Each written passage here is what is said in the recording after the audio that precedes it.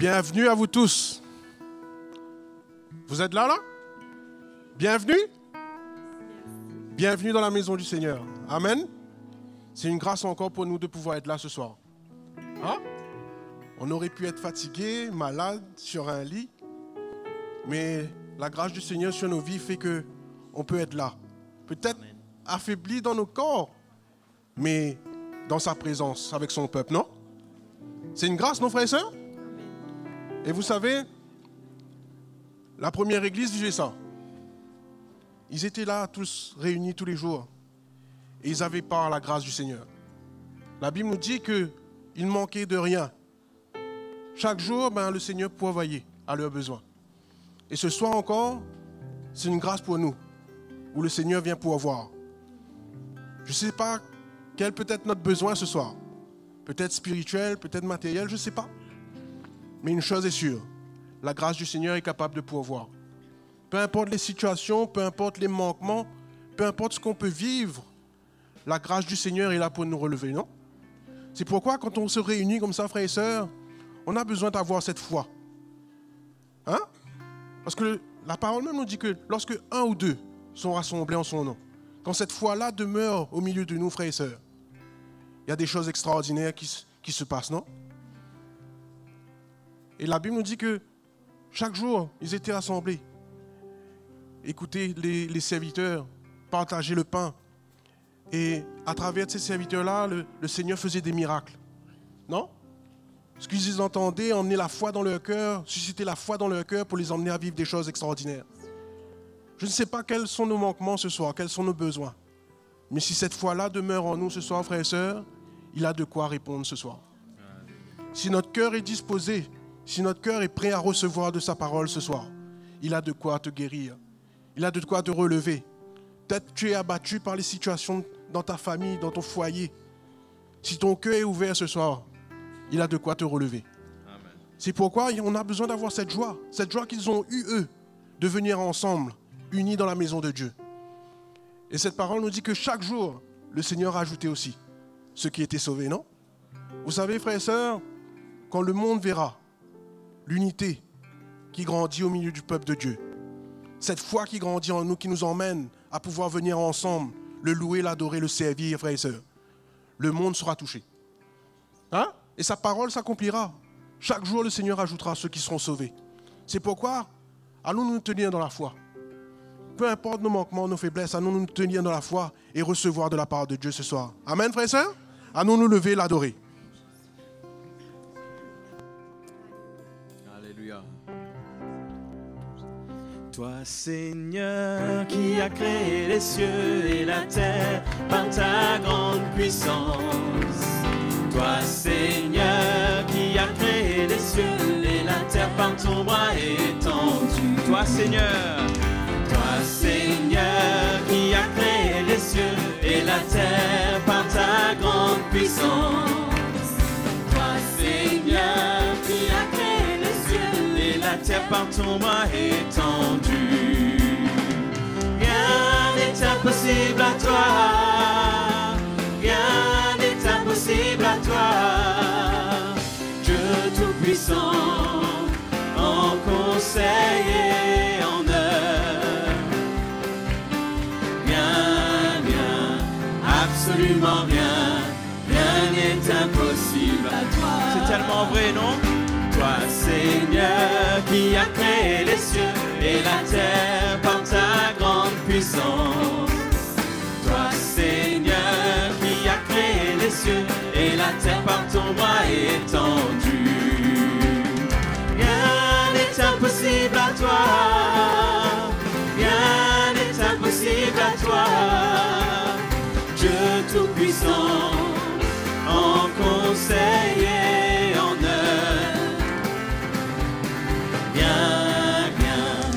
Absolument rien n'est impossible à toi. Rien n'est impossible à toi. Rien n'est impossible à toi. Rien n'est impossible à toi. Dieu Tout-Puissant, en conseil et en œuvre.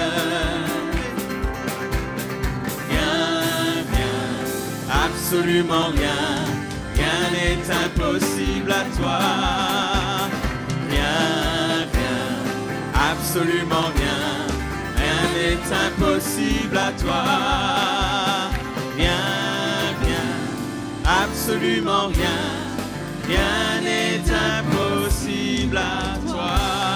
Alléluia. Nous pouvons acclamer le Seigneur ce soir. Et nous pouvons le célébrer de tout notre cœur. Parce qu'il prend soin de nous. Parce qu'il est bon envers nous.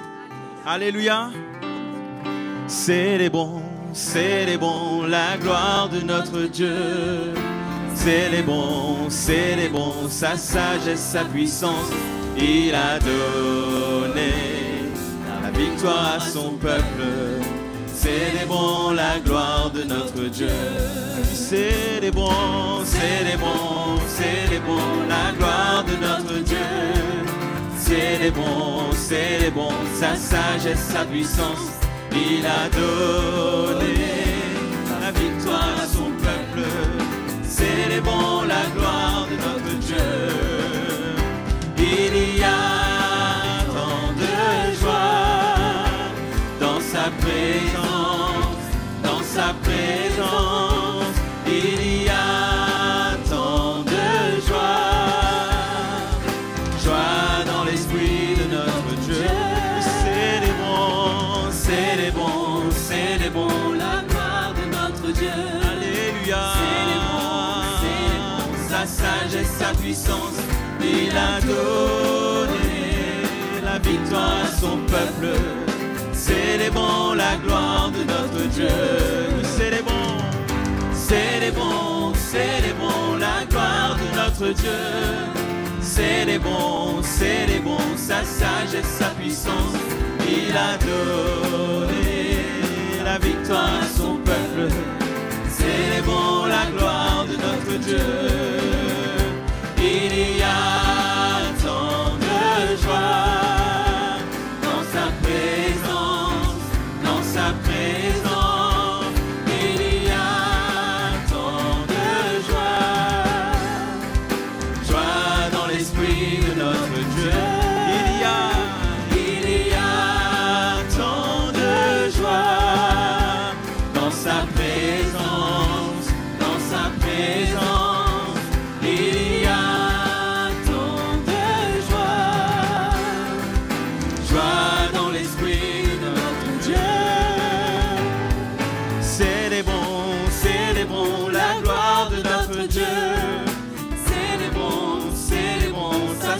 sa puissance, il a donné la victoire à son peuple. Célébrons la gloire de notre Dieu.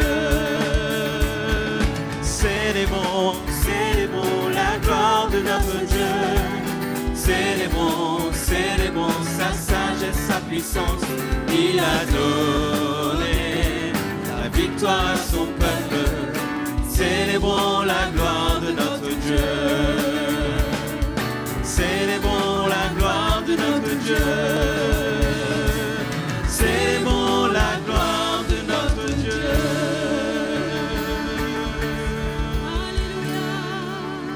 Alléluia.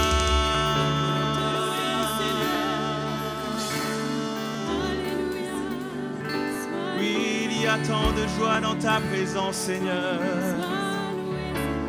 Il y a tant de joie dans ta présence, Seigneur.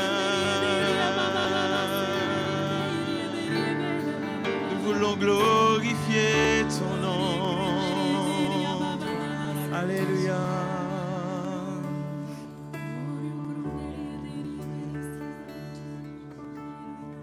Merci Jésus. Jésus, c'est le plus beau. Merveilleux Sauveur, Seigneur de gloire, Emmanuel, Jésus, Dieu est avec nous, source de joie, parole de vie. Oh, nous t'adorons.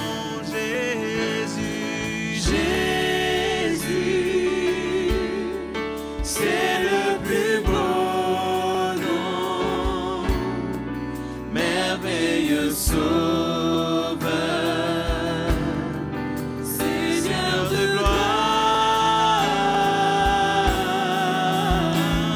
Emmanuel, Dieu est avec nous, source de joie.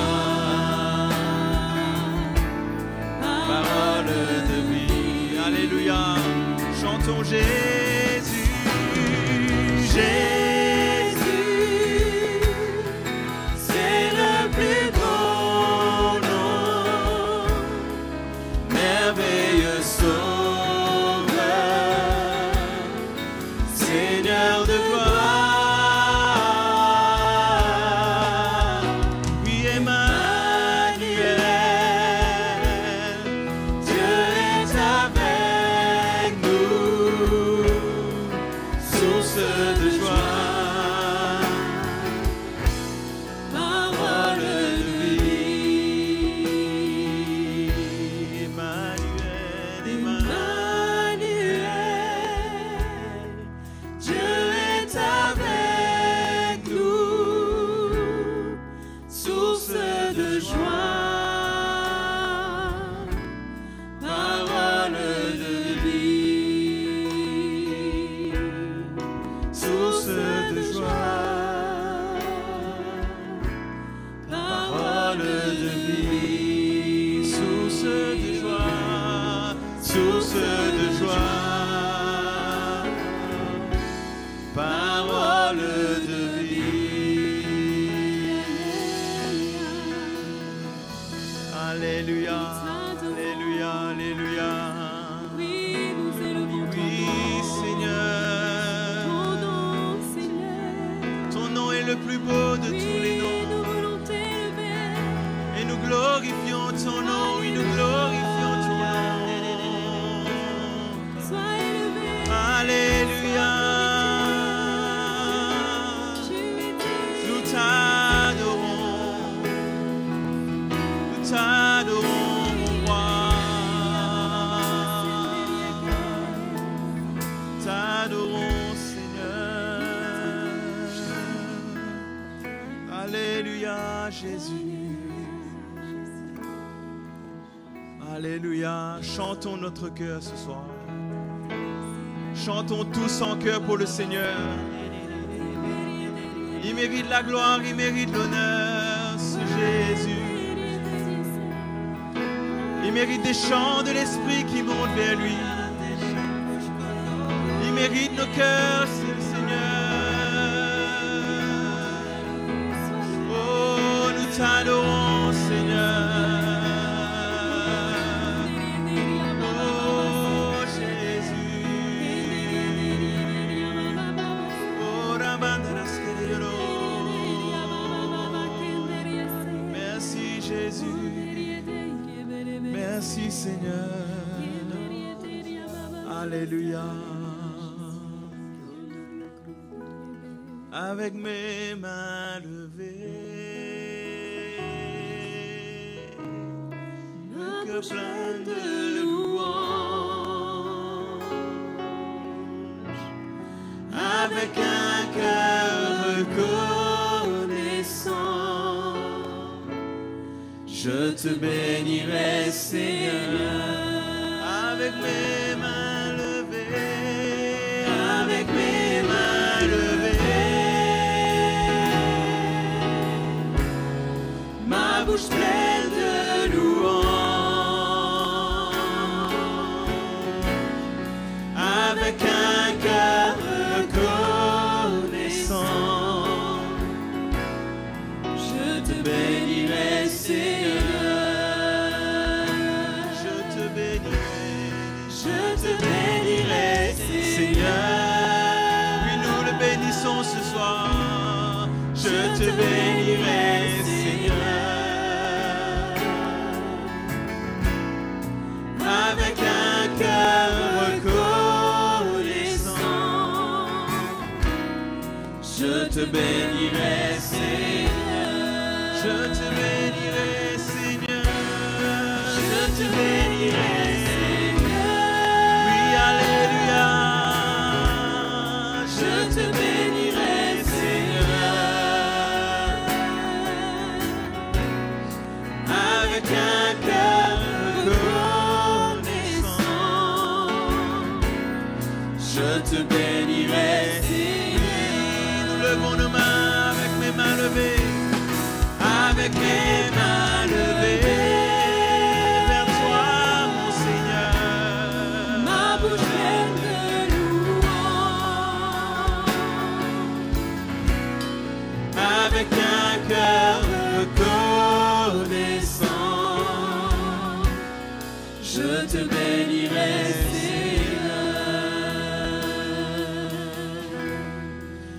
Avec mes mains levées, ma bouche pleine de louanges, avec un cœur reconnaissant, je te bénirai, Seigneur. Avec mes mains levées, avec mes mains levées, ma bouche pleine de louanges pour toi, mon roi, pour toi, mon Seigneur. Avec un cœur reconnaissant, je te bénirai, Seigneur. Alléluia, mon roi.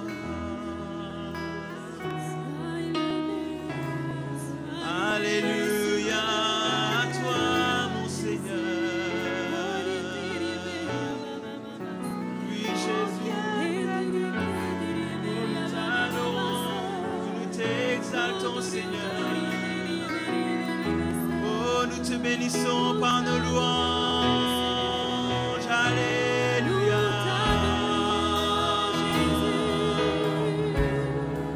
Tu es digne de notre adoration, Seigneur. Sois loué, oui, sois Alléluia. Tu es digne, Seigneur.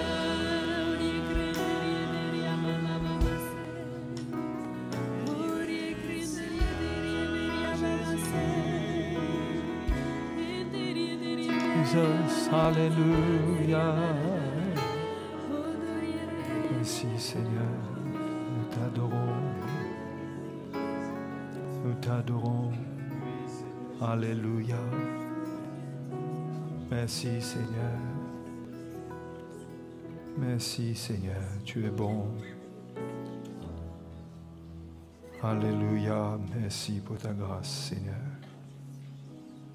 Sois béni ce soir. Que ton nom soit béni en tout temps au milieu de nous. Nous voulons reconnaître ta grandeur, ta bonté et ta puissance qui agit en nous, qui se manifeste envers nous fidèlement.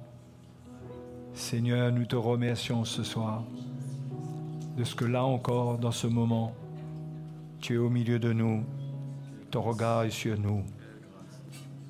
Et nous te remercions pour ta fidélité, pour ta bienveillance. Merci, Père Céleste. Merci, Seigneur.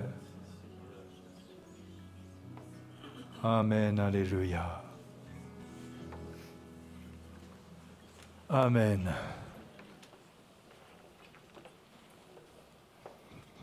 Bonsoir, les frères et sœurs. Ça va? Amen. Le Seigneur, dans sa fidélité, nous accompagnera dans nos démarches et nos œuvres de foi.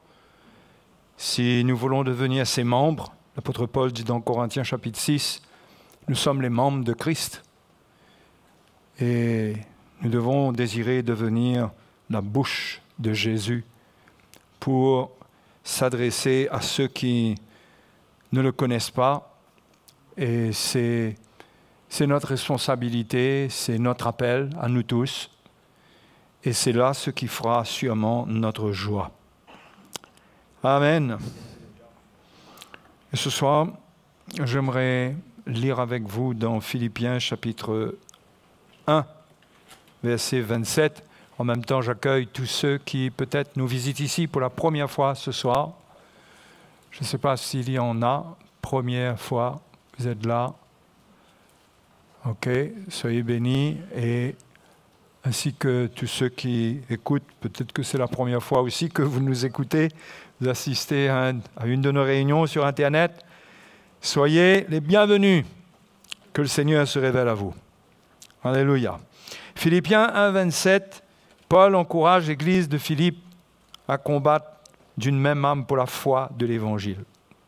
Il dit seulement, au verset 27, « Conduisez-vous d'une manière digne de l'Évangile de Christ, afin que soit que je vienne vous voir, soit que je reste absent, j'entends dire de vous que vous demeurez ferme dans un même esprit, combattant d'une même âme pour la foi de l'Évangile, sans vous laisser aucunement effrayer par les adversaires, ce qui est pour eux une preuve de perdition, mais pour vous de salut. Et cela vient de Dieu. Et cela vient de Dieu, car il vous a été fait la grâce par rapport à Christ, non seulement de croire en lui, mais encore de souffrir pour lui, en soutenant le même combat que vous m'avez vu soutenir et que vous apprenez maintenant que je soutiens. Amen.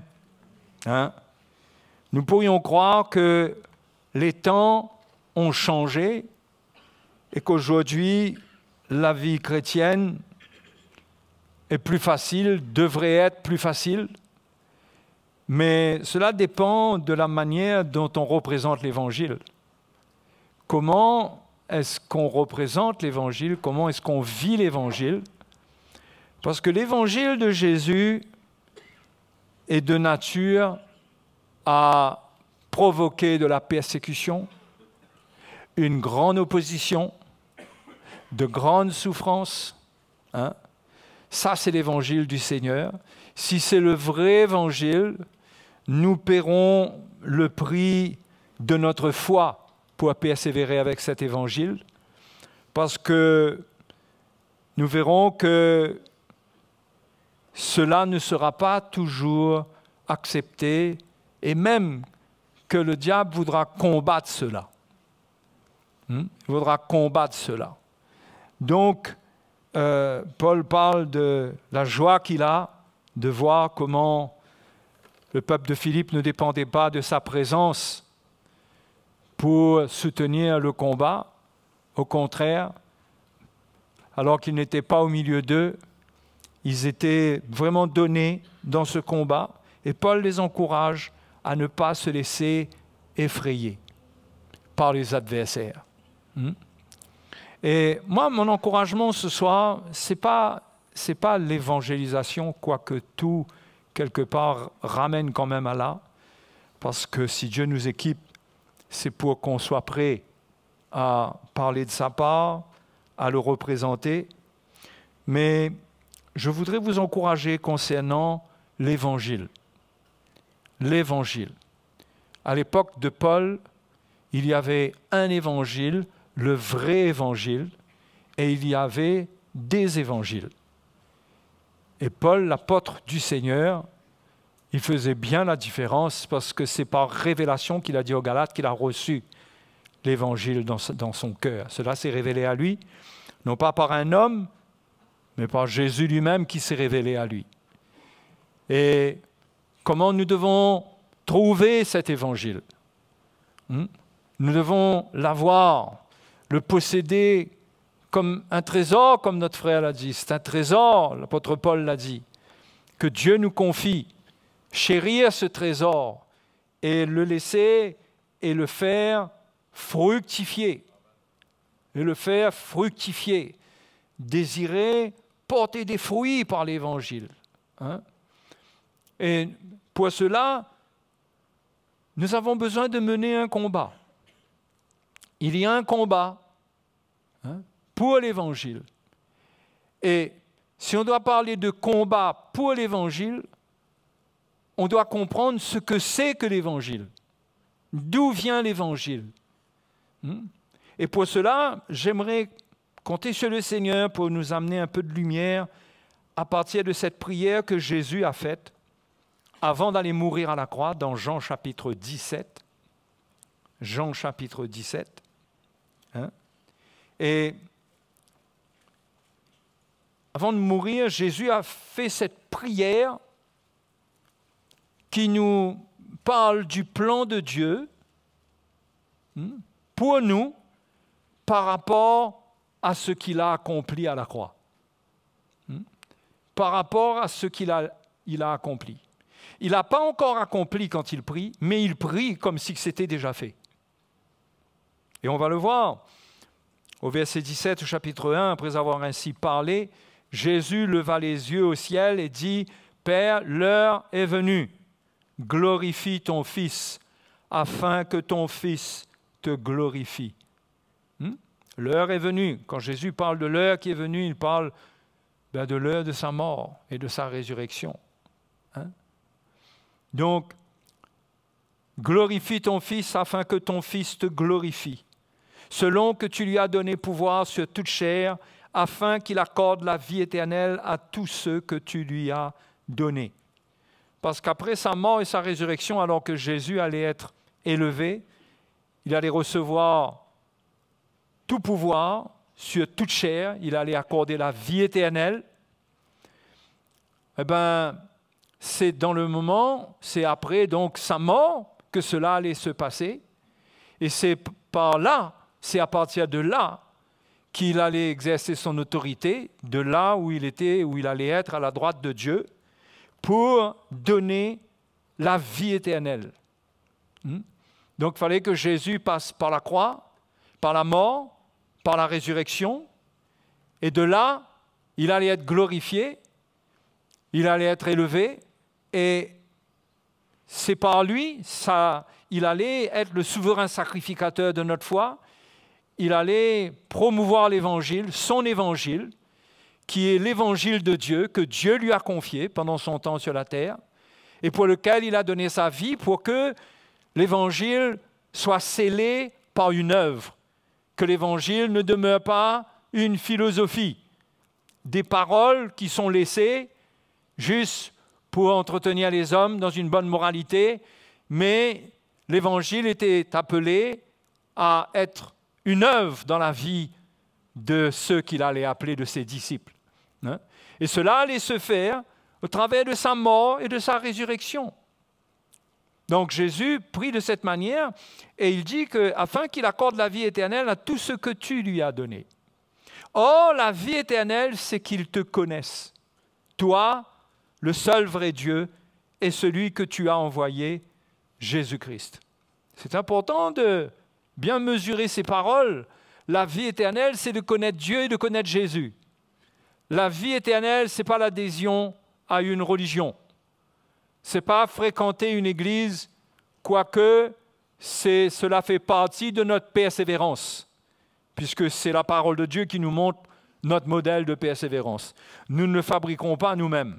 Nous n'inventons pas nous-mêmes. Mais nous devons comprendre comment le Seigneur établit les choses. Donc, cette vie éternelle nous est accordée et par la connaissance de Dieu, par la connaissance de Jésus. Il faut connaître le Seigneur personnellement. C'est la connaissance de Dieu. Ce n'est pas la connaissance à propos de Dieu. Vous savez, la manière française de dire ces choses, ça peut être trompeur. Ce n'est pas la connaissance de Dieu comme si c'était une connaissance qu'on pouvait mettre dans des encyclopédies. Mais c'est la connaissance de Dieu, c'est connaître Dieu lui-même. Jésus est venu ouvrir le chemin pour qu'on puisse connaître Dieu, pour qu'on puisse le connaître et connaître le Père, personnellement. Et celui qui le connaît, il a la vie éternelle. Parce qu'il dit, oh, la vie éternelle, c'est qu'ils te connaissent, toi, le seul vrai Dieu, et celui que tu as envoyé, Jésus-Christ. Il n'y en a point d'autre. Et Jésus est venu le révéler, ce Dieu-là. Il dit, je t'ai glorifié sur la terre. J'ai achevé l'œuvre que tu m'as donnée à faire. Et là, il parle de l'œuvre de la croix. Il parle déjà au passé, parce que pour lui, c'est déjà accompli. Dans son cœur, il était là pour ça, ça allait être fait. Il n'y avait plus de questions là-dessus. Malgré toutes les souffrances, tout ce que cela allait lui coûter, il n'y avait aucun doute que Jésus allait accomplir l'œuvre du Père. Donc, il parle de cette œuvre. Il dit, j'ai achevé l'œuvre que tu m'as donnée à faire, et maintenant, toi, Père, glorifie-moi auprès de toi-même de la gloire que j'avais auprès de toi avant que le monde soit. J'ai fait connaître ton nom aux hommes que tu m'as donnés du milieu du monde. Ils étaient à toi et tu me les as donnés. Et là, le Seigneur va commencer à parler de quelque chose qui va être un peu le fil conducteur de sa prière. Il dit, ils ont gardé ta parole. Et on va voir qu'à plusieurs endroits, jusqu'à la fin, Jésus parle de sa parole qu'il a confiée à ses disciples, à ses apôtres. Et il dit, et ils ont gardé ta parole. Maintenant, ils ont connu que tout ce que tu m'as donné vient de toi, car je leur ai donné les paroles que tu m'as données. Et ils les ont reçues et ils ont vraiment connu que je suis sorti de toi et ils ont cru que tu m'as envoyé. Vous voyez, ce n'est pas la révélation de la parole de Christ qu'on connaît Dieu. Parce que c'est lui qui révèle le Père. Il dit, j'ai fait connaître ton nom aux hommes. Quand on fait connaître le nom de quelqu'un, bibliquement, cela parle de son identité, de ce qu'il est. Qui il est. Personne ne connaissait le Père jusqu'à ce que Jésus vienne. Le peuple d'Israël en avait une idée, une certaine mesure de la connaissance de Dieu, mais il ne connaissait pas Dieu personnellement. Mais sous la Nouvelle Alliance, Jésus vient révéler qui est le Père. Et il dit, j'ai fait connaître ton nom aux hommes. Et pour cela, qu'est-ce qu'il fait? Il a parlé à ses disciples, il a parlé au monde, il a parlé aux Juifs. Et au travers de sa parole, surtout à ses disciples qui ont reçu sa parole, par ces paroles, ils ont reçu la connaissance de Dieu. Ils ont appris à connaître Dieu. Parce que Jésus est le seul qui peut révéler qui est Dieu. Il est le seul qui peut parler de Dieu parfaitement. Aucun homme ne peut le faire dans la perfection. Mais Jésus peut le faire parce qu'il dit qu'il est sorti du Père. Personne n'a vu le Père. Lui, il l'a vu. Donc lui, il sait de qui il parle et de quoi il parle. Et la connaissance de Dieu, il ne s'agit pas de quoi on parle, mais de qui on parle. La connaissance de Dieu, c'est par la parole de Dieu, révéler qui est Dieu, ce qu'il a dans son cœur, quelle est sa volonté pour nous. Et c'est pourquoi Jésus parle de ces paroles qu'il se réjouit, il dit qu'ils ont gardé ta parole, parce qu'ils ont été testés, ces hommes, pendant 3 ans et demi avec lui. Il est même arrivé qu'ils leur disent, quand tout le monde se retirait, vous ne voulez pas vous retirer? Pierre a dit, mais à qui irions-nous, Seigneur? Tu as les paroles de la vie éternelle. Tu as les paroles de la vie éternelle. Plus tard, lorsque l'ange délivrera Pierre de la prison, l'ange dira, allez et annoncez les paroles de cette vie. Vous voyez? La vie éternelle est dans le vrai message. Le vrai message fait vivre, fait expérimenter la vie éternelle et permet de faire ressentir ce qu'il y a dans la vie éternelle.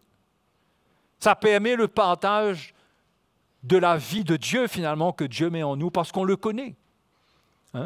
Donc, tout cela se passe par la parole de Dieu. Ils ont gardé ta parole. Le verset 8 dit, car je leur ai donné les paroles que tu m'as données. On voit que c'était un travail soigneux du Seigneur. Ce n'était pas juste une parole comme ça en général, mais Jésus partageait exactement chaque parole qui sortait de sa bouche. Cela venait du Père. C'est très important parce que le Seigneur lui-même, il n'a pas altéré la parole du Père. Il n'y a pas ajouté un grain de sel personnel qui venait de la chair, parce qu'il était dans la chair. Il a vécu dans la chair, pas dans le péché, mais il a vécu dans la chair. Il aurait pu quelque part avoir une inspiration de la chair, mais Jésus n'a jamais philosophé, il n'a jamais ajouté. Il a transmis ce que le Père a transmis fidèlement. Et il dit non seulement ils ont gardé ta parole, mais ils ont reçu, et je leur ai donné les paroles que tu m'as données, et ils les ont reçues et ils ont vraiment connu. Vous voyez la conséquence? Ils ont vraiment connu. Quand ils ont reçu, ils ont gardé la parole, et qu'ils ont connu les paroles que Jésus leur a données, ils ont vraiment connu. La parole de Dieu amène la foi. La vraie foi. La vraie foi vient par la vraie parole de Dieu. Et pour continuer, Jésus dit, c'est pour eux que je prie, je ne prie pas pour le monde, mais pour ceux que tu m'as donnés, parce qu'ils sont à toi et que tout ce qui est à moi est à toi et ce qui est à toi est à moi, et je suis glorifié en eux. Je passe rapidement parce qu'il y a des points que je veux relever et pas ceux-ci. Je ne suis plus dans le monde et ils sont dans le monde, et je vais à toi. PS1, garde-les en ton nom que tu m'as donné, afin qu'ils soient un comme nous. Bien sûr que le Seigneur parle de l'unité qui est produite par la parole parfaite de Dieu. Lorsque j'étais avec eux dans ce monde, je les gardais en ton nom. J'ai gardé ce que tu m'as donné et aucun d'eux ne s'est perdu. Sinon le fils de la perdition, afin que l'écriture soit accomplie. Et maintenant, je vais à toi et je dis ces choses dans le monde, afin qu'ils aient en eux ma joie parfaite. Je leur ai donné ta parole. C'est toujours pareil. C'est les paroles qu'il a reçues. C'est la parole qui vient de Dieu. Et dit, je leur ai donné ta parole, et le monde les a haïs parce qu'ils ne sont pas du monde, comme moi, je ne suis pas du monde. Vous voyez, si nous ne donnons pas au monde la vraie parole de Dieu, le monde ne nous haïra pas. Si nous apportons la vraie parole de Dieu, le monde ne se reconnaîtra pas dans cette parole.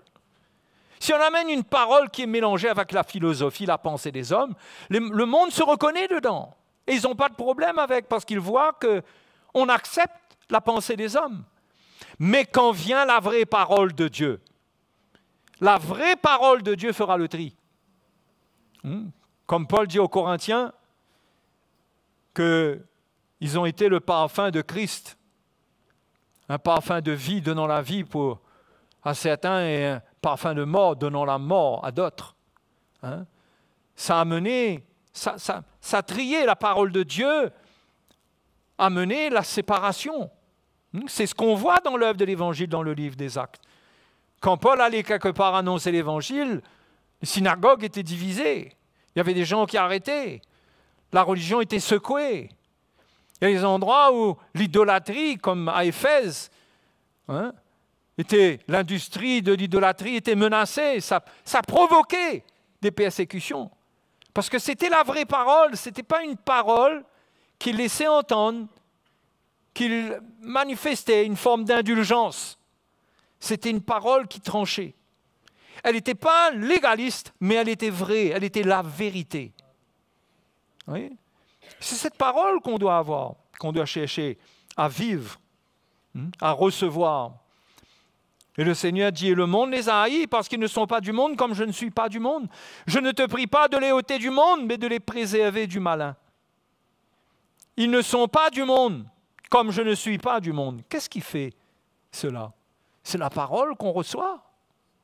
C'est ça qui fait qu'on n'est pas du monde, comme Jésus n'est pas du monde. C'est qu'on a reçu sa parole, et sa parole nous sanctifie. Le verset 17 dit, « Sanctifie-les par ta vérité, ta parole est la vérité. » Ta parole est la vérité. Comme tu m'as envoyé dans le monde, je les ai aussi envoyés dans le monde, et je me sanctifie moi-même pour eux, afin qu'eux aussi soient sanctifiés par la vérité. Le verset 20 dit, « Ce n'est pas pour eux seulement que je prie, mais encore pour ceux qui croiront en moi par leur parole. » Maintenant, ça devient leur parole. Mais c'est la même parole. Ce n'est pas la parole qu'ils ont été ornés, décorés. à la manière qu'ils voulaient. C'était la même parole, c'était la parole de Christ qu'ils avaient reçue et que Christ avait reçue de Dieu. Et maintenant, le Seigneur dit, je prie pour tous ceux qui croiront en moi par leur parole. Et là, le Seigneur montre la continuité de l'œuvre de la parole de Dieu en ce temps-là et aussi dans tous les siècles qui allaient venir jusqu'à maintenant. C'était cette parole, c'est cette parole qui a été transmise. Au fait, si on va rapidement dans Jude, je crois que c'est le verset 20. Non, c'est avant cela, c'est les premiers versets. Jude dit au verset 3, « Bien-aimés,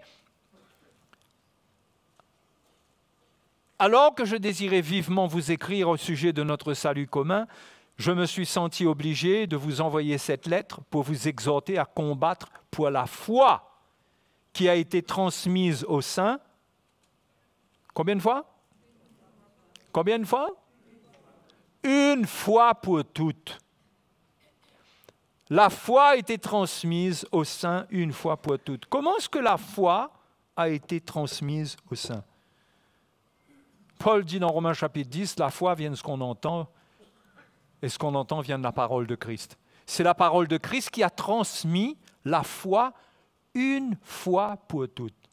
Ce qui veut dire que le vrai évangile, le seul évangile, c'est l'évangile que Jésus a reçu du Père, qu'il a transmis aux apôtres, que les apôtres ont prêché, et qui, au fur et à mesure des siècles et des âges, ça a été perdu, ça a été altéré, la religion a fait ce qu'elle avait voulu avec cela. Et Dieu est en train de restaurer ce message, parce que le vrai message doit revenir à la fin des temps, c'est son plan. Ne me demandez pas pourquoi le monde est passé par là. Mais le vrai message, le seul message de l'Évangile doit maintenant se manifester dans la vie de ceux qui croient. Il n'y a pas plusieurs évangiles dans lesquels nous devons croire.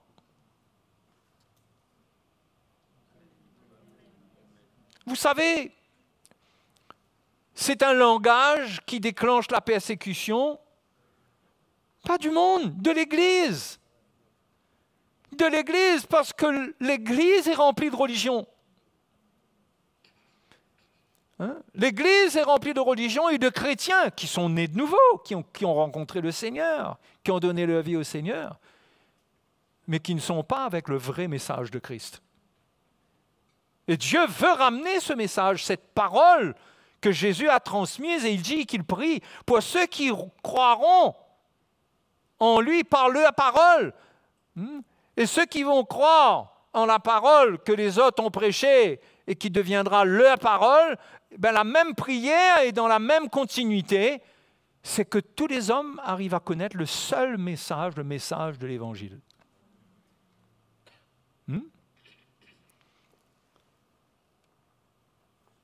Et ce genre de langage, comme je viens de vous dire, ça amène les discussions dans l'Église. Vous parlez comme si ce n'est que vous qui avez la vérité. Voilà où on amène le débat. Vous parlez comme si que vous êtes les seuls. La question n'est pas là, on n'a pas à répondre à cette question-là. La question à laquelle il faut répondre, c'est est-ce que le message dans lequel on croit est le message de Christ, l'unique, le seul. Le seul. La question que doivent se poser les chrétiens aujourd'hui, partout, c'est vu qu'il y a plusieurs messages, où est le vrai message? Puisque la parole de Dieu nous montre qu'il ne peut pas y avoir plusieurs messages. Oh là! Alors ça, c'est l'Église en général, mais mes frères et mes sœurs, vous qui êtes là, c'est quoi l'Évangile pour vous? C'est quoi l'Évangile pour vous? Vous êtes là, l'Évangile, au milieu de cette Église, dans ce que nous vivons, dans la communion d'Église dans laquelle nous sommes. Pour vous, Qu'est-ce que l'Évangile pour vous? Est-ce que c'est un mélange du message de la croix que vous entendez là, avec plein de messages? Est-ce qu'un message peut être gardé pur en le mélangeant à d'autres messages? Est-ce qu'on peut croire au message de l'Évangile et en même temps être à l'écoute et donner de l'écoute et de l'attention à d'autres évangiles? Parce qu'il s'agit bien d'autres évangiles. Pour nous, la question, pour nous ici, c'est de savoir quelle est la conviction que nous avons. Est-ce que nous comprenons? Est-ce que nous avons la conviction? Ça, c'est à chacun de voir. Il est évident que si je veux être vrai avec moi-même et si je prêche l'Évangile, je ne vais pas prêcher l'Évangile comme si j'ai un doute que ce soit la vérité ou pas. Je serai un vrai et un grand hypocrite. On peut être hypocrite aussi, même si on est dans la conviction, soi-disant une espèce de conviction. Mais chaque prédicateur a sa conscience devant le Seigneur. Mais chaque chrétien aussi a sa conscience devant Dieu quand il entend. Chaque chrétien né de nouveau, s'il est né de nouveau, il a le Saint-Esprit. Et pour vous, pour chacun de nous ici, c'est quoi l'Évangile? Nous avons besoin de pouvoir définir c'est quoi l'Évangile, c'est quoi son œuvre. L'Évangile, c'est la parole de Dieu. C'est la parole qui vient de Dieu. C'est la parole que Jésus a accomplie à la croix. C'est la parole qui révèle la volonté de Dieu. La volonté de Dieu, c'était que Jésus meure à la croix, ressuscite. Et tout le message que Dieu doit nous communiquer vient de cette mort et de cette résurrection. Il n'y a pas d'autre message. S'il y avait d'autres messages, ça nous aurait été transmis. Mais pourquoi est-ce que Paul, il dit « Je n'ai voulu savoir parmi vous, aux Corinthiens, autre chose que Jésus-Christ et Jésus-Christ crucifié ». Pourquoi il le dit aux Corinthiens? Pourquoi est-ce qu'il dit aux Galates, « Vous, Galates, insensés, qui vous ensorcelez, vous aux yeux de qui Jésus-Christ a été peint comme crucifié ». Ça, c'est au chapitre 3, au chapitre 6, on voit l'apôtre Paul parler de la croix dans sa vie. Il dit, pour moi, je ne me glorifie de rien d'autre, si ce n'est de la mort de Jésus, par laquelle je suis crucifié pour le monde, comme le monde est crucifié pour moi. Tout le message de Paul qu'il avait reçu de Jésus par révélation et qui est en harmonie avec les paroles des apôtres qui ont été avec le Seigneur, tout le message tourne autour de la croix. C'est la parole que Dieu veut révéler. Et c'est la parole, c'est le message par lequel Dieu nous donne la vie éternelle. C'est une question de vie éternelle. Pourquoi? Parce que quand on ne connaît pas le Seigneur, on donne notre vie à Jésus crucifié pour nous. Beaucoup de gens donnent leur vie à Jésus-Christ crucifié et ressuscité. Et par là, ils expérimentent la puissance de Dieu. La question est, quelle va être la persévérance de ceux qui ont reçu le message? Dans quel message ils vont persévérer? Puisque la vie éternelle, c'est le connaître. Et le connaître, on a fait la démonstration d'après la prière sacerdotale dans Jean 17. Le connaître, c'est le connaître à travers des paroles. Cette parole est liée à l'œuvre qu'il a achevé d'accomplir. C'est ça le message que nous devons entendre et par lequel Dieu veut et dans lequel Dieu veut nous donner de la persévérance. Vous savez, ça a une telle autorité que Paul n'était pas vague. Il parle de l'Évangile, il dit aux Corinthiens, il dit l'Évangile dans lequel vous devez persévérer, autrement vous auriez cru en vain. Il dit que si on ne persévère pas dans cet Évangile, on aurait cru en vain. Moi, mes frères, mes sœurs, et je le dirai à n'importe quel croyant et n'importe quel chrétien, sur cette terre qui viendrait sur mon chemin pour en parler. Je ne prendrai pas le pari de mon salut dans une persévérance à ma manière. Mais je dois voir que mon salut est attaché à l'évangile qui a été transmise par Dieu à Jésus, par Jésus aux apôtres, par les apôtres à ceux qui allaient croire après, aux autres serviteurs de Dieu, et puis aux apôtres qui allaient venir et qui allaient le transmettre à l'Église. Notre salut n'est attaché qu'à cela. C'est comme ça qu'on doit voir. Vous savez, je dirais, moi, à la limite, qui peut dire, on se dit chrétien, on meurt, on va au ciel? Oui, on veut bien le croire. Moi, je veux bien le croire. Si quelqu'un dit qu'il est chrétien ou parle de quelqu'un qui est chrétien, qui est sauvé, gloire à Dieu. Mais dans quel état spirituel les chrétiens meurent? Rétrogrades? Dans le péché? Rebelles? Dans quel état?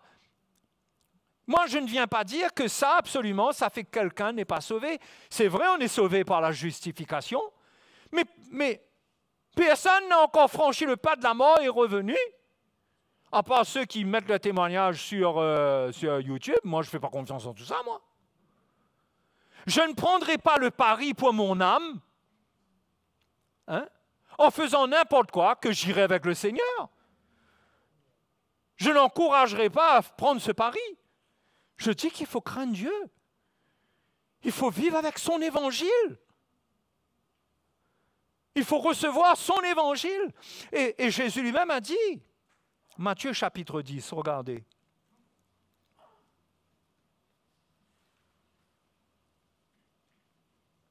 Oui, mes frères et sœurs, si vous n'avez jamais entendu l'évangile prêché d'une manière radicale, vous allez l'entendre de plus en plus. Et vous allez vous demander si ce n'est pas légaliste.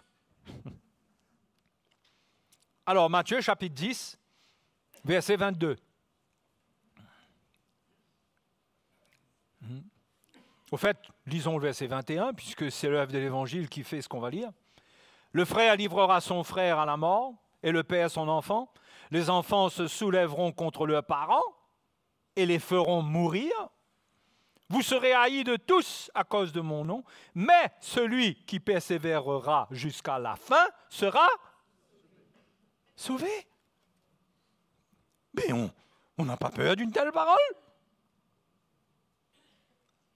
Si on a un verset comme ça écrit sur notre mur partout, là, et que quelque part on a la crainte de Dieu, là, moi je crois que peut-être ça fera un travail. Quand nous sommes dans notre colère, nous sommes dans notre rébellion, que la tentation vient vite fait quand on a ce verset-là, là. On va repousser le mal. Celui qui persévérera jusqu'à la fin. C'est les paroles du Seigneur Jésus. Là, on va à la parole de Jésus directement, là. Parce qu'il y a la parole que Jésus a prononcée directement et qui, quelque part, a été prêchée par les apôtres, mais il y a les paroles que Jésus a dites personnellement. Parle de persévérer jusqu'à la fin. Hey, je sais pas, moi. C'est sérieux, non? C'est pas sérieux? Allez, dites-moi. Vous savez, c'est ça qui va nous réveiller. C'est pas l'évangile qui nous rassure, qui nous dit ne t'inquiète pas. T'inquiète pas. Tu bouges comme ça, Dieu te comprend. Dieu te comprend. Vous croyez que la parole de Dieu nous enseigne la compromission? Dieu ne comprend pas. Dieu est un Dieu de grâce qui pardonne, mais Dieu ne comprend pas le péché. Il n'y a pas quelque chose en lui qui comprend le péché. Tout en Dieu rejette le péché. Il n'y a pas de compréhension, il y a un rejet. Et dans 1 Corinthiens chapitre 15, pour en venir maintenant dans la parole des apôtres, vous savez, ça va être un petit test pour vous ce soir, ce que je dis là. Parce que si on est mi-figue, mi-raisin, là, on va sortir de là avec un début de conviction qu'on est en train de se faire avoir par une secte. Oui. Hein? Oui, oui. C'est sérieux à ce point-là. Ou bien on va comprendre, on va avoir la révélation par l'Évangile lui-même que c'est la parole de Dieu qui nous avertit qu'il y a un Évangile et qu'il faut persévérer dans cet Évangile. Regardez 1 Corinthiens 15, vous y êtes? Je vous rappelle au verset 1, je vous rappelle, frères, l'Évangile que je vous ai annoncé, que vous avez reçu, dans lequel vous avez, le mot revient, dans lequel vous avez persévéré, et par lequel vous êtes persévéré, sauvé. Si, il y a écrit ici dans votre Bible, ce n'est pas particulier à ma version, ça. Si vous le retenez dans les termes où je vous l'ai annoncé, autrement, vous auriez cru en vain. C'est-à-dire, vous auriez cru pour rien. Cela ne vous aura servi à rien de croire. Oui, c'est comme ça qu'il faut lire la parole de Dieu. Il ne faut pas essayer de lui dire, ah non, ça ne peut pas vouloir dire ça. Non, Dieu est amour, Dieu aime ses enfants, Dieu m'aime, Dieu. Vous savez, l'évangile, ce n'est pas le riz cantonné de la Réunion. On ne met pas tous les ingrédients qu'on veut dedans. L'évangile n'a qu'une seule recette. Si on la reçoit, si on le reçoit, l'évangile nous sauve. Quand on a commencé à goûter à l'évangile, on persévère avec l'évangile pour être sauvé. Pour être sauvé. Au moment où il faudra se présenter devant le Seigneur. D'ailleurs, dans l'Épître aux Corinthiens, 1 Corinthiens toujours, au chapitre 1,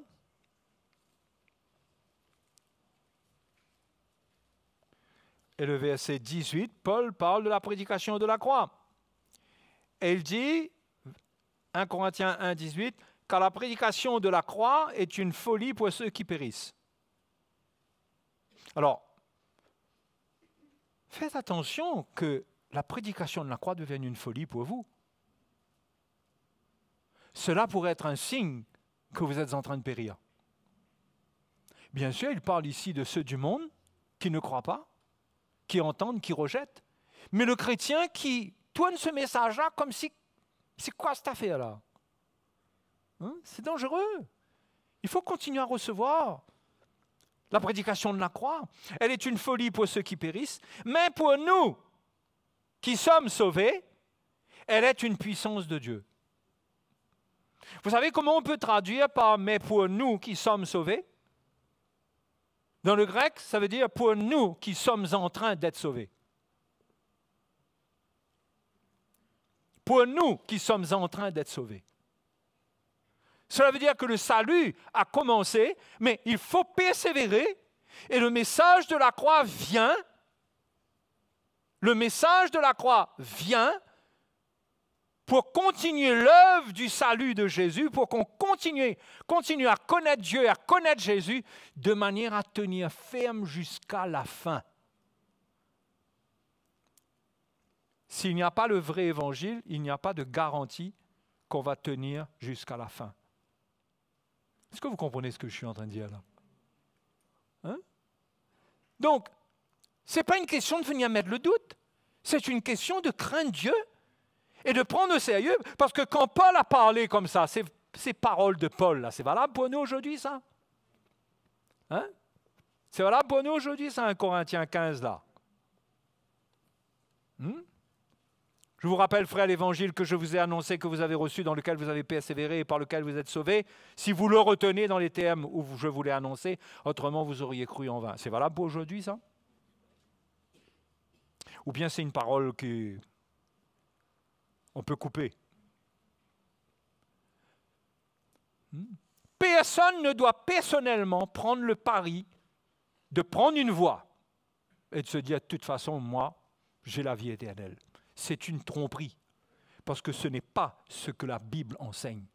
La Bible dit, vous êtes sauvés si vous le retenez, vous retenez l'Évangile dans les termes où je vous l'ai annoncé. Ce qui veut dire, si vous mélangez l'Évangile, si vous changez l'Évangile, vous ne pouvez être sauvés. C'est ce qu'il veut dire, Paul.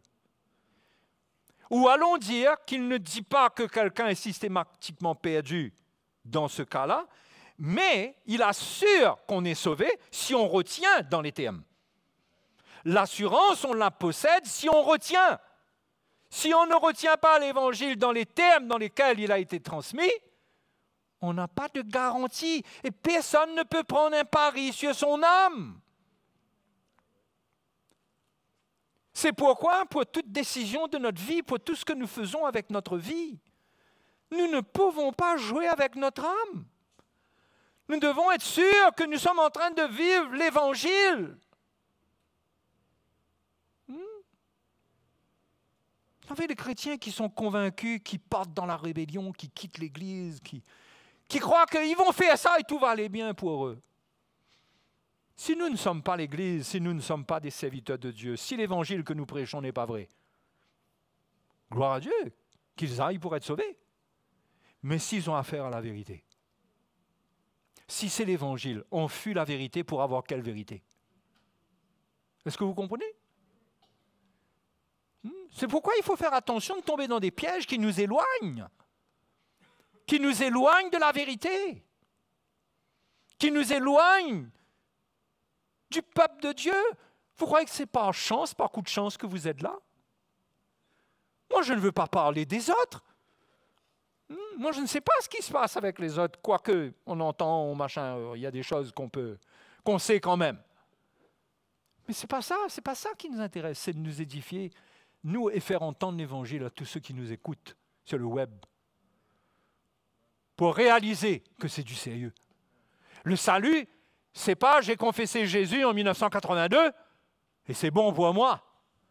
Le salut, c'est en 2023, qu'est-ce que je suis en train de faire avec ma vie? Où je suis? Où je suis? Donc, ce sont des choses sérieuses à considérer. C'est que l'Évangile, c'est pas n'importe quoi l'Évangile. Dieu n'a pas laissé dans l'Évangile des petites lignes vides, des espaces entre les mots pour qu'on y ajoute ce qu'on veut. C'est un livre, une révélation bien fermée, on n'a rien à ajouter, rien à enlever.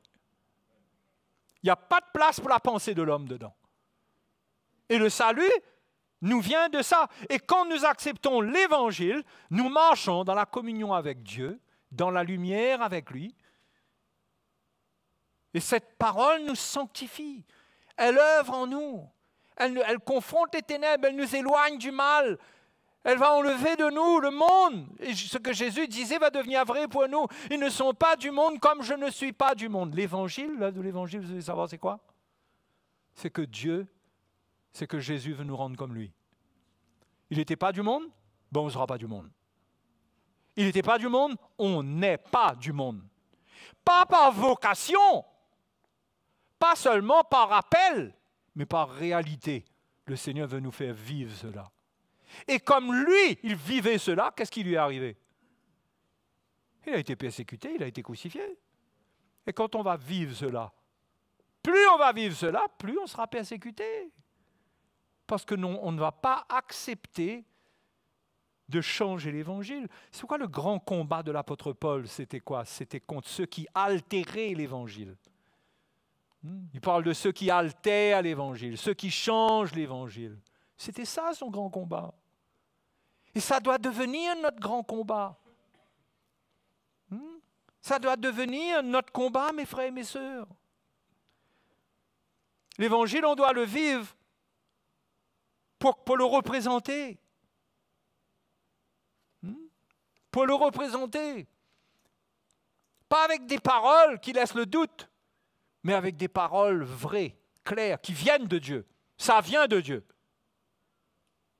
Ça vient de Dieu. On ne va pas absolument dire à quelqu'un que ce que je vous dis là, ça vient de Dieu. Mais la manière qu'on va lui parler, il va savoir que ça vient de Dieu. Parce que Jésus a promis de se révéler quand sa parole est révélée puamment, il va se révéler. Mais sa révélation va déclencher la persécution de ceux qui l'ont haï, qui sont du monde. Ça va déclencher la même persécution, voit-nous. Et va déclencher aussi le réveil de conscience, la conversion dans la vie de ceux qui vont entendre Dieu leur parler. Voyez, mais on ne peut pas jouer, on ne peut pas botter en touche chez des deux côtés, clocher des deux côtés comme Élie dit. On ne peut pas. Parce qu'on arrange pour amortir le choc d'un côté on a un petit bout de vérité. Non, on a besoin d'être vrai et que ça va déclencher ça et ça va déclencher ça. Il n'y aura pas d'œuvre de Dieu s'il n'y a pas un évangile pur. C'est pourquoi, les frères et sœurs, vous devez comprendre quel est votre appel. À quoi Dieu vous appelle. Pas de la religion, pas de la philosophie, pas à faire des paroles de Jésus, de bonnes paroles, dont les hommes disent, ça c'était un homme extraordinaire. Il a dit des paroles extraordinaires. Mais nous devons vivre l'Évangile. Nous devons vouloir le vivre, nous attacher à l'Évangile, persévérer avec l'Évangile qu'on a entendu, qui vient d'une seule source. Nous devons avoir cette conviction, oui, ce que j'écoute, ce que je reçois, ça vient d'une seule source. Ça vient de Dieu même. Je dois en avoir la conviction, sinon je suis en train de jouer à quoi là? Je dois savoir dans mon cœur.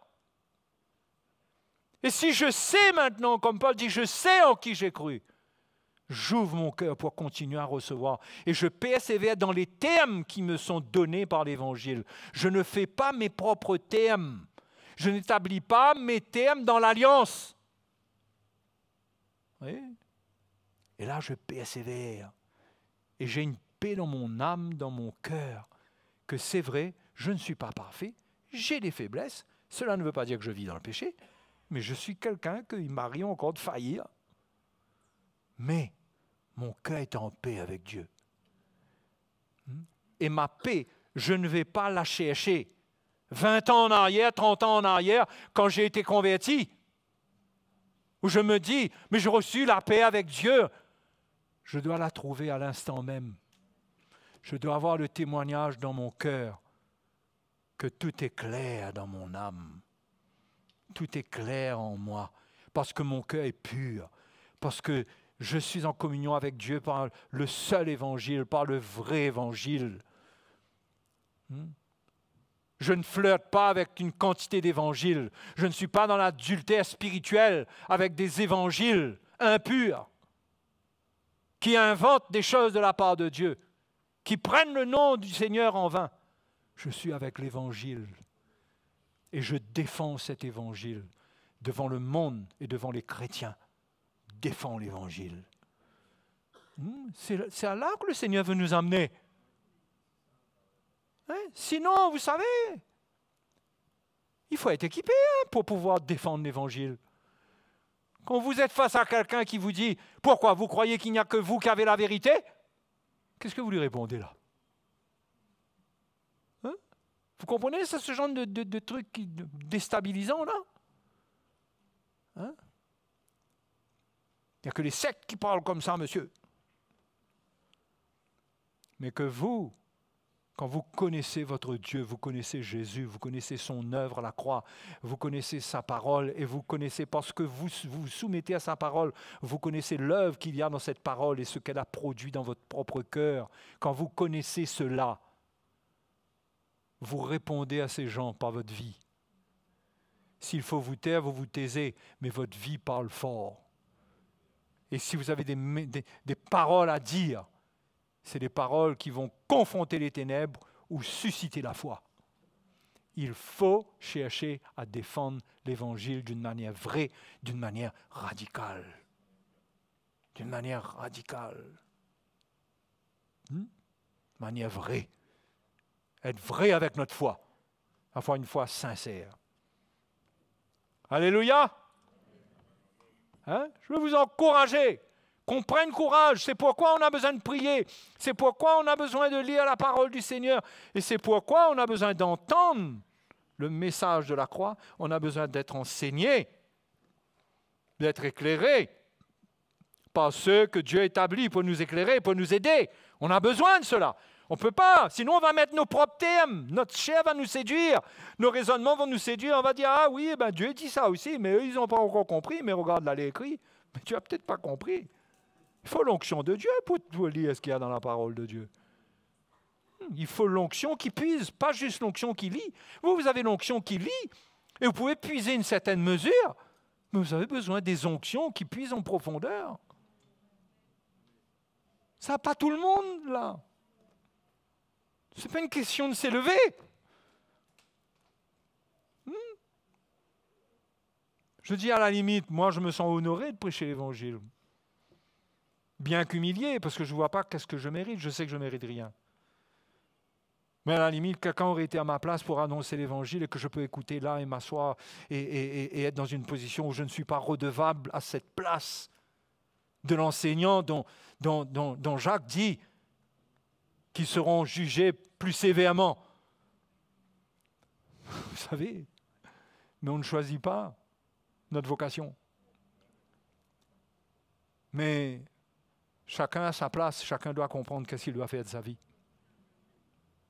Afin de ne pas jouer à cache-cache Nicolas, ou plutôt à la roulette russe. Hein? Arrêtez de jouer avec son âme. Ok, frères et sœurs, c'est du sérieux. Vous êtes éprouvés, vous avez des souffrances. Pierre dit qu'est-ce qu'il y a d'étonnant dedans? Il faut persévérer dans l'Évangile. Au contraire, vos moments difficiles prouvent certainement, si ce sont des moments difficiles parce que vous aimez Dieu, que vous le cherchez, ça prouve. C'est une preuve de salut pour vous. Vous souffrez, c'est une preuve de salut, quelle que soit la souffrance. Vous êtes éprouvés, vous avez des moments difficiles.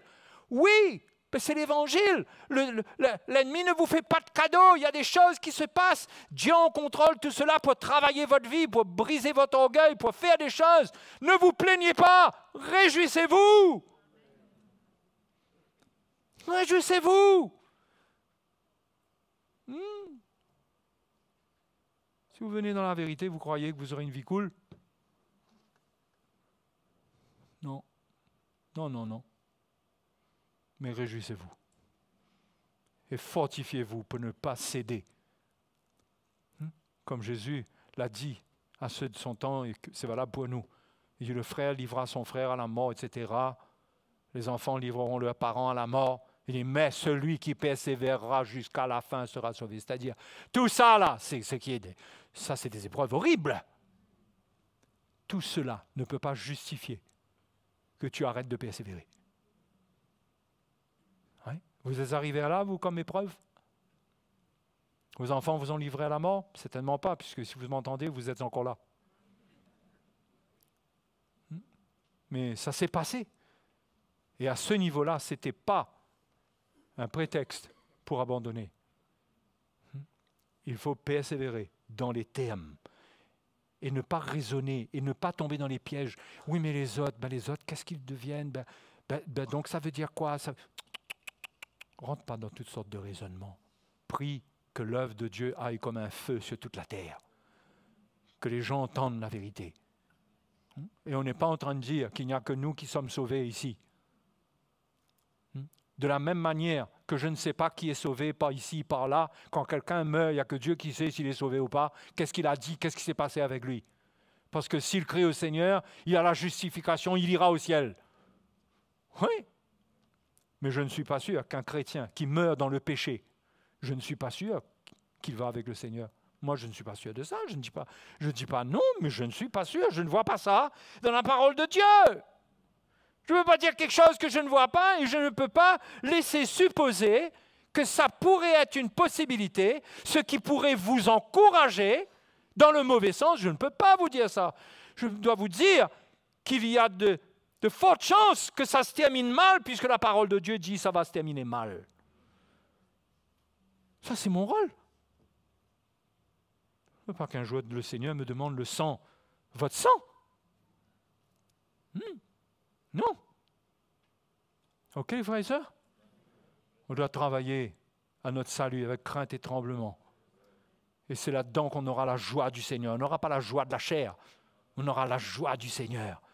Quand on va venir louer et adorer le Seigneur, on goûtera des choses précieuses. Parce que notre cœur est vrai. Parce que notre cœur est droit. Alléluia! Hein? Un cœur droit. La louange sied aux yeux droits, au cœur droit, au juste. C'est à eux que la louange sied. C'est-à-dire ça leur va. C'est pour eux. Celui qui est tordu, il ne peut pas avoir une louange qui le réjouit. Il chante un chant. Mais la louange réjouit le cœur de ceux qui sont droits. Dans nos moments difficiles, si on se soumet à la volonté de Dieu et on continue dans l'Évangile, dans les termes dans lesquels cela nous est enseigné, si on persévère là-dedans, on a l'assurance que tant qu'on reste là-dedans, on a la vie éternelle, on connaît le Seigneur. Si on sort de là, il n'y a pas d'assurance. Il n'y a pas. Venez pas me dire, oui, mais ça veut dire, toi, tu dis, mais ça, c'est pas mon message, ça. Il ne s'agit pas de moi, là. C'est pas moi qui dis, ouais, vous seuls, vous êtes sauvés. Non, ça, il faut voir qu'est-ce que la parole de Dieu dit. Si quelqu'un vous dit, ouais, mais vous dites, non, c'est pas qu'est-ce que vous dites, qu'est-ce que nous disons, c'est qu'est-ce que la parole de Dieu dit. En quel message tu crois, puisque regarde ce que la parole de Dieu dit. Regarde, c'est pas moi, c'est pas nous. Si tu dis que tu es là-dedans, dans le cadre scripturaire, ben gloire à Dieu, mon frère.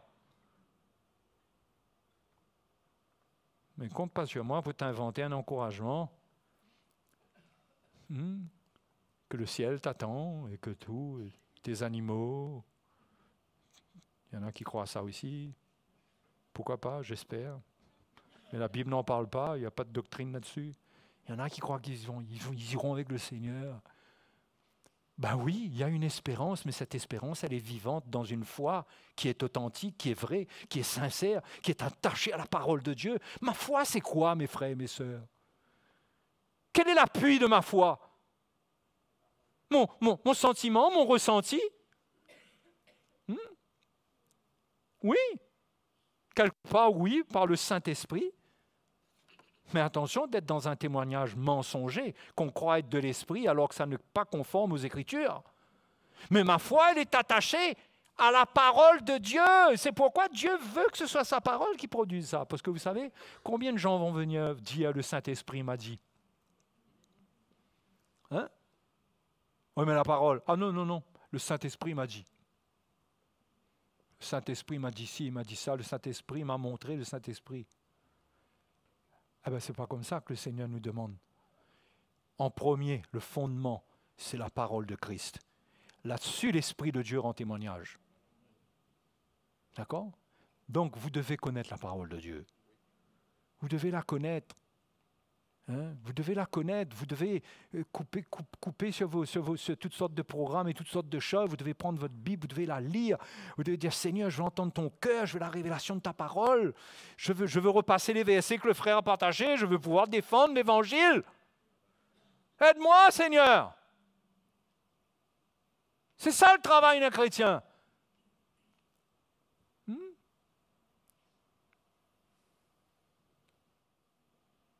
Ce n'est pas pour que vous ayez le doute sur votre salut, mais demain ne vous appartient pas.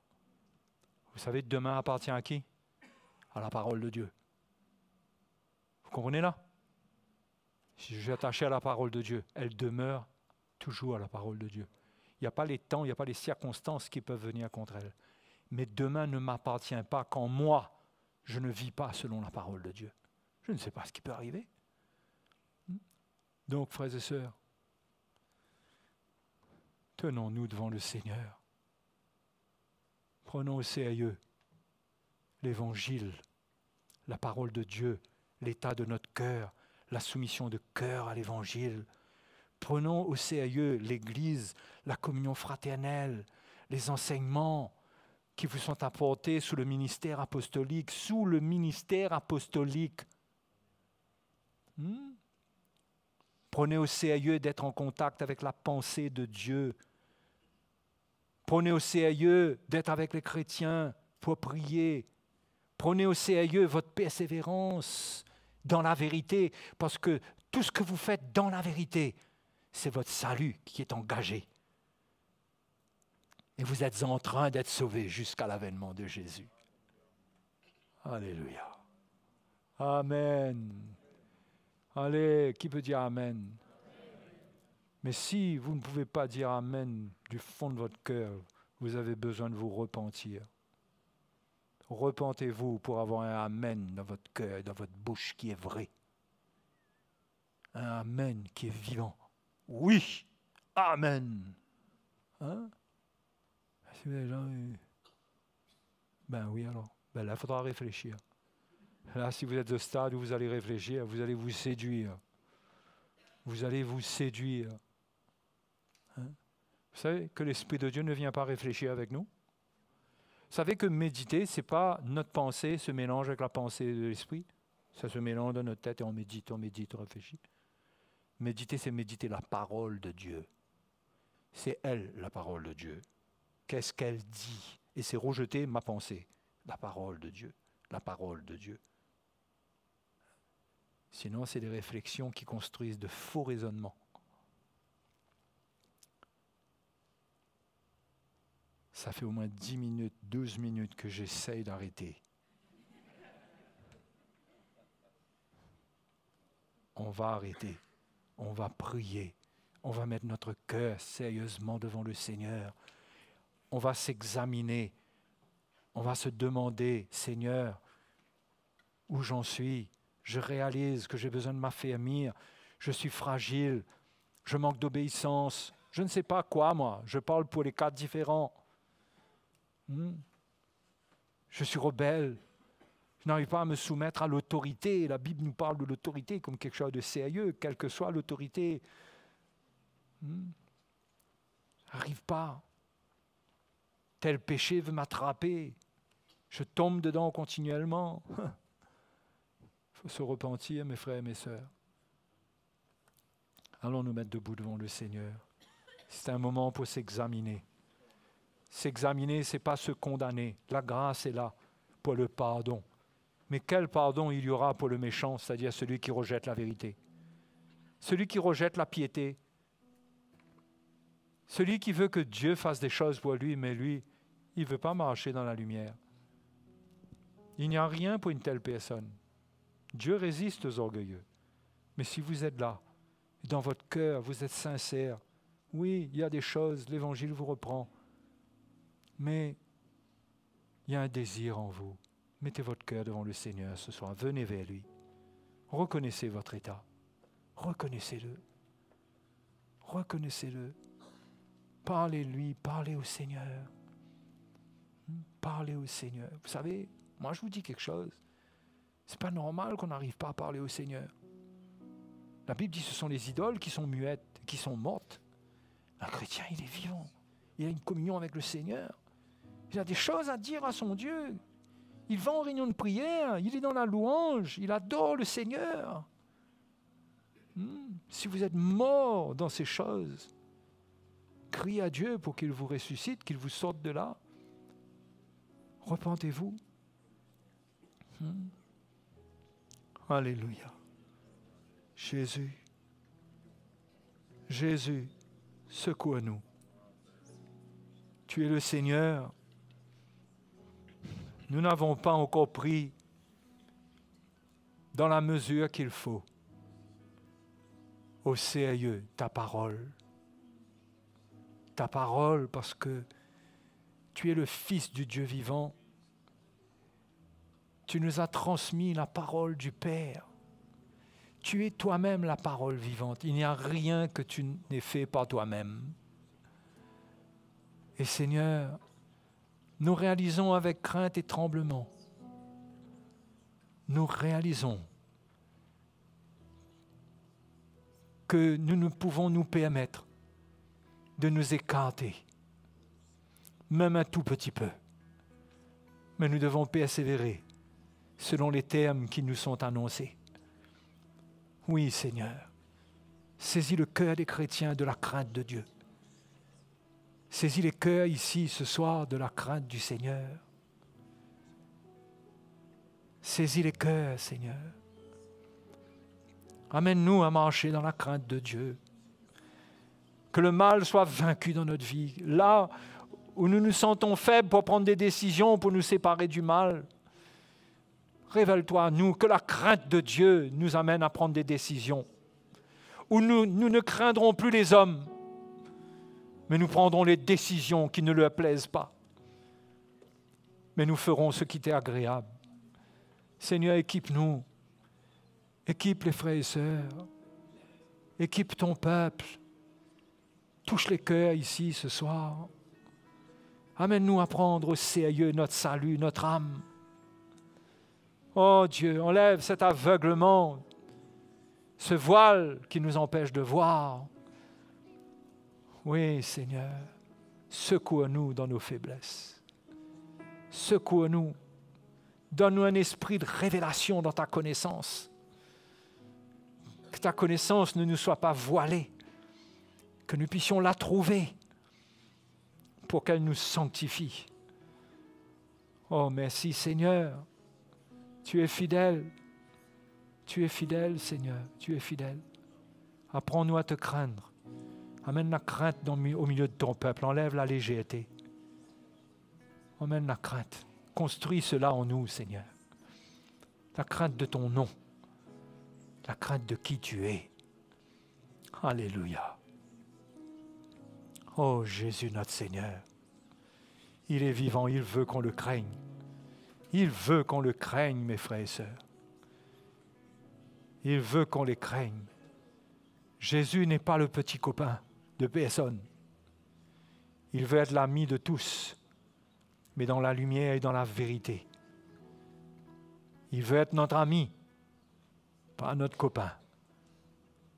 Pas celui sur qui on dit des légèretés et avec lequel on a un comportement léger de communion, de conversation léger. Non, c'est du sérieux, c'est le Dieu vivant, c'est le Seigneur. Quand Jean l'a vu dans l'Apocalypse, il est tombé à ses pieds, il est tombé comme mort. Le Seigneur a dû le relever, lui dire, ne crains pas, c'est moi. Mais il est tellement glorieux, il n'y a aucune place en lui pour les ténèbres. Éloignons-nous du mal, mes frères et sœurs. Éloignons-nous de toute forme de mal. Toute forme. Séparons-nous, comme le dit la parole de Dieu, pour qu'il nous accueille. Alléluia. Merci Seigneur. Merci Seigneur. Laissez la crainte du Seigneur venir dans votre cœur ce soir. C'est un ministère important de l'Esprit. De l'Esprit. C'est dans le Seigneur Jésus, cette crainte de Dieu. Il veut partager ça avec nous. Il veut mettre cela en nous. Cela nous amènera à la repentance, nous amènera à nous éloigner, à anticiper beaucoup de plans de l'ennemi. Que le Seigneur nous équipe de la crainte de son nom. Alléluia. Sois glorifié, Seigneur. Oh, alléluia.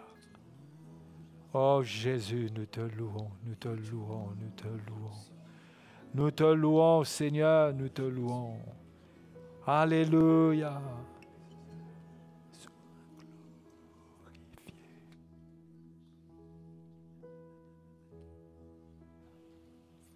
Sois glorifié. Sois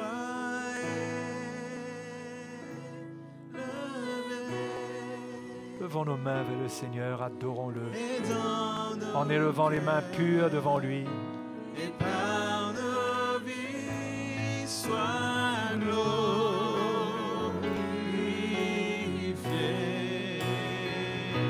Sois glorifié.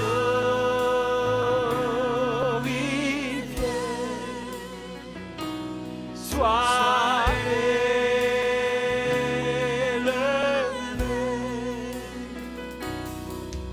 Et dans nos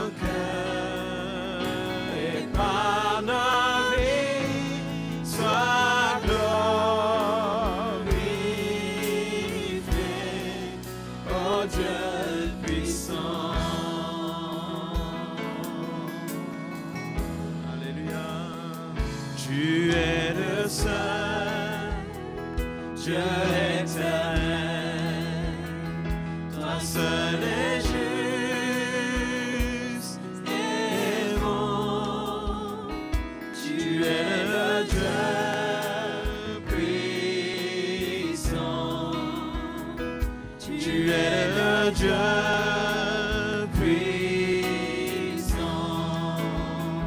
Tu tiens ma vie entre tes mains. Et c'est sur toi que je me tiens. Tu es le Dieu puissant. Tu es le Dieu puissant. Sois glorifié, sois glorifié.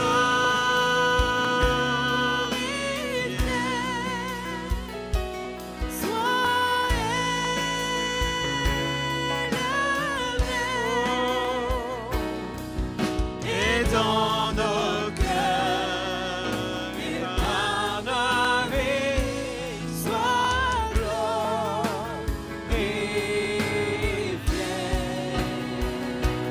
Sois glorifié. Alléluia. Sois élevé.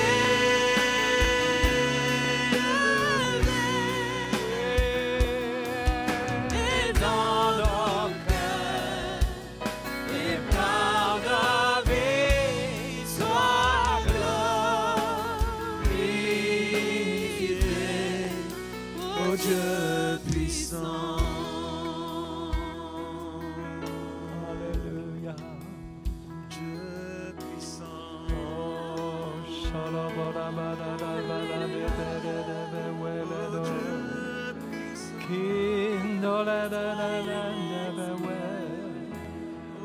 Alléluia.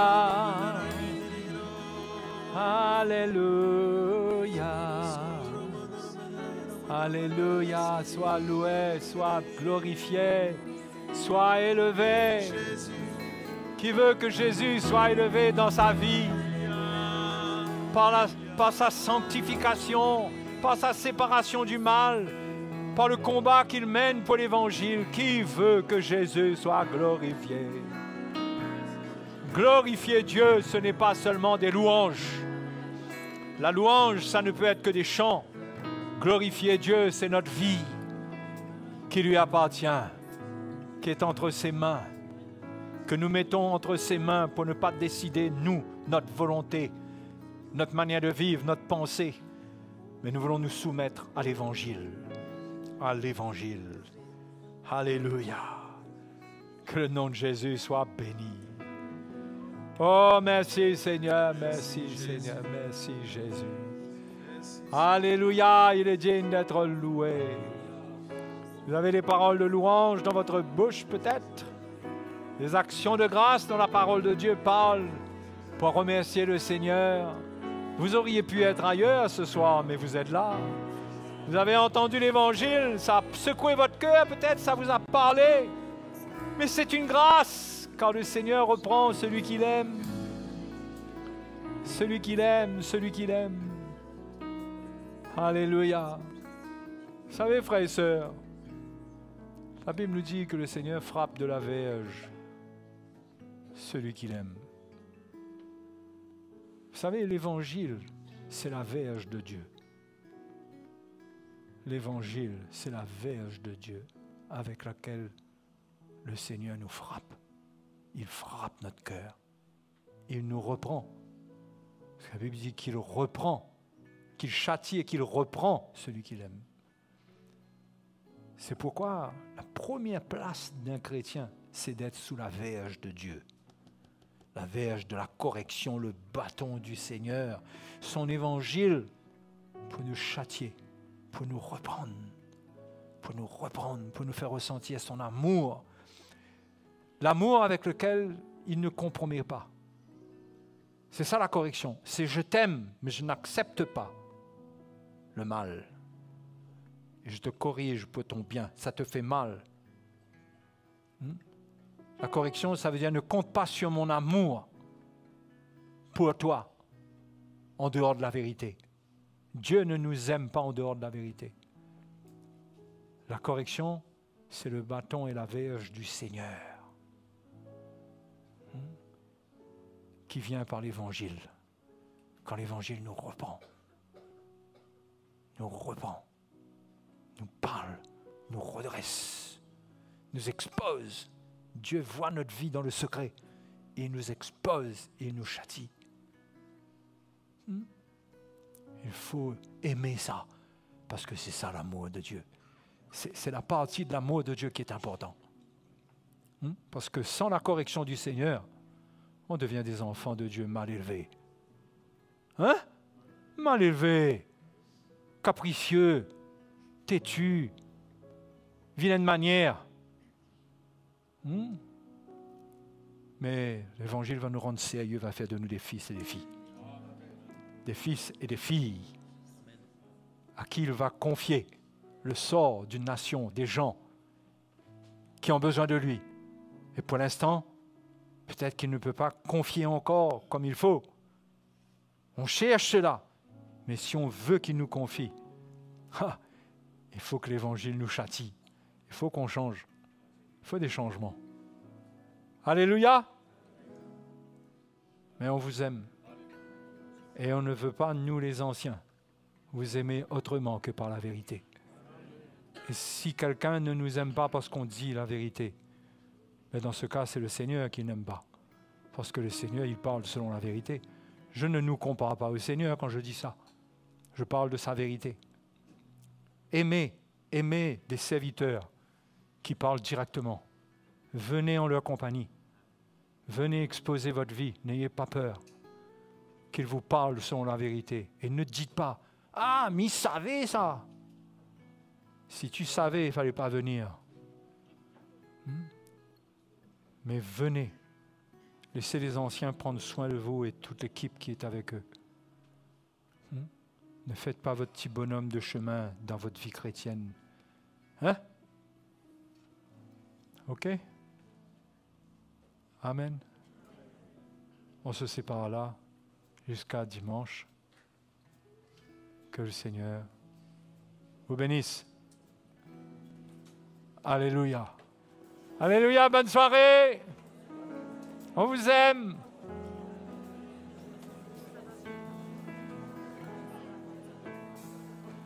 Christ seul me